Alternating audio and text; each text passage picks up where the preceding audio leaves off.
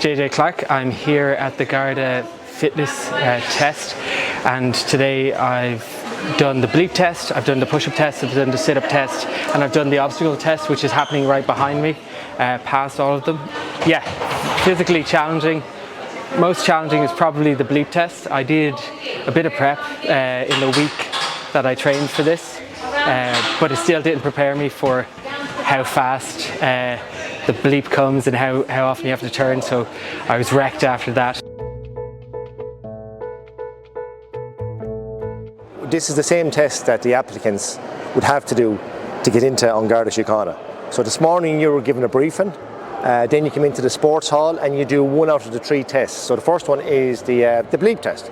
That's a measure of cardiovascular fitness. Then you got a break, and then the next one then is your sit-ups test, followed by your press-ups test, and that's a measure of muscular endurance and strength. So that's 3 tests, right?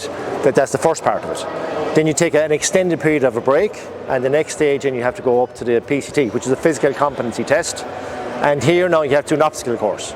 So you have to run the obstacle course 3 times, and this is a test of the common movements that a guard might have to get on any given day, such as under a barrier, climbing over a gate, up a stairs, weaving in and out. So these are common movements to outside.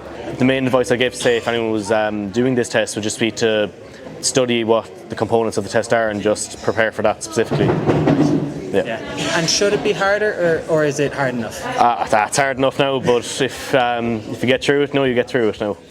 For new recruits, I think if you train for it, you should definitely pass. I think it definitely should be harder, but it is reasonably hard.